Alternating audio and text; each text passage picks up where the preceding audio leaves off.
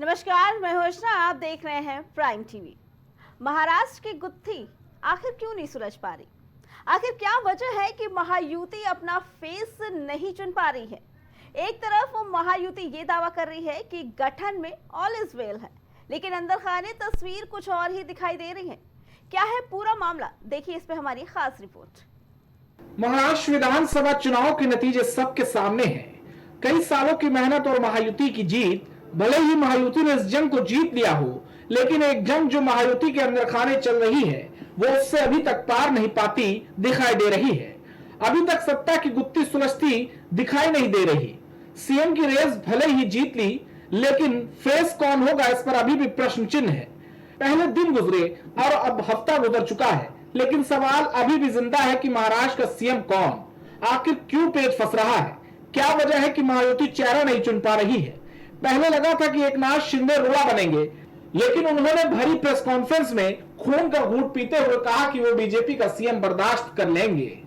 इसलिए महायुति और तेजी से काम करेगी और केंद्र सरकार और राज्य सरकार मिलकर बहुत आगे बढ़ेंगे और निश्चित रूप से इस महायुति की सरकार स्थापित होगी। और इसीलिए जो मैंने आप लोगों को कहा कि लगा कि क्या हुआ, मैं तो कल आदरणीय प्रधानमंत्री जी से भी बात की, उनको भी कहा सरकार बनाने में हमारी तरफ से कोई अड़चन नहीं है, आप निर्णय ले लो।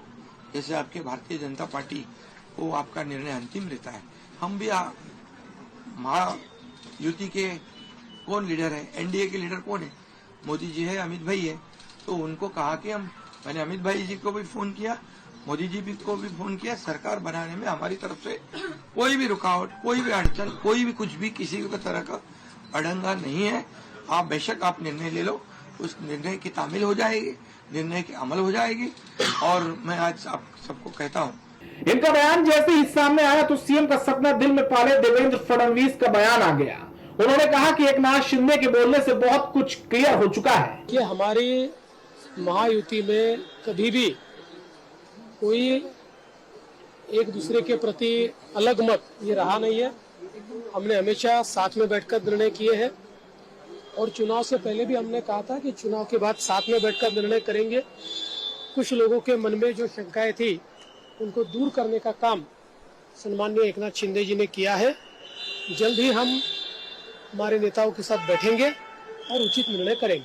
कार्यवाहक मुख्यमंत्री एकनाथ शिंदे इस समय अपने पैतृक गांव सतारा में हैं। उनके मुंबई आने की संभावना है। अगर आज वो मुंबई आते हैं तो उसकी नाराजगी से जोड़कर फिर से देखा जाएगा। शिंदे मंत्री पद में वित्त और गृह मंत्रालय मांग रहे हैं। पिछली सरकार में गृह और वित्त दोनों मंत्रालय उप मुख्यमंत्री के पास था। बीजेपी की ओर से इस प्रस्ताव पर फिलहाल इनकार है, लेकिन क्या वजह है कि मंत्रालय को लेकर पेच फंस रहा है? बीजेपी भले ही ये दम भर रही है कि महायुति में सब ऑल राइट है, लेकिन अंदर बवंडर की स्थिति देखने को मिल रही।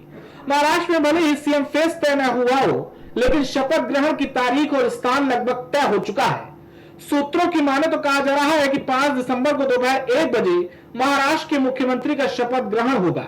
यह समारोह मुंबई के आजाद मैदान में हो सकता है।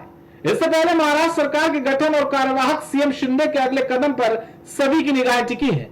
महाराष्ट्र के कार्यवाहक मुख्यमंत्री एकनाथ शिंदे पिछले 2 दिनों से बुखार और गले के संक्रमण से पीड़ित है। वे अपने पैतृक गांव सतारा में स्वास्थ्य लाभ ले रहे हैं। एकनाथ शिंदे शुक्रवार को अचानक अपने गांव पहुंच गए थे। शिंदे के सतारा जाने की वजह से महाराष्ट्र में एनडीए की प्रस्तावित बैठक रद्द हो गई थी। यह पहली बार नहीं है जब देरी हुई है। अगर आपको याद हो कि 1999 में सरकार गठन में 1 महीने का समय लग गया था।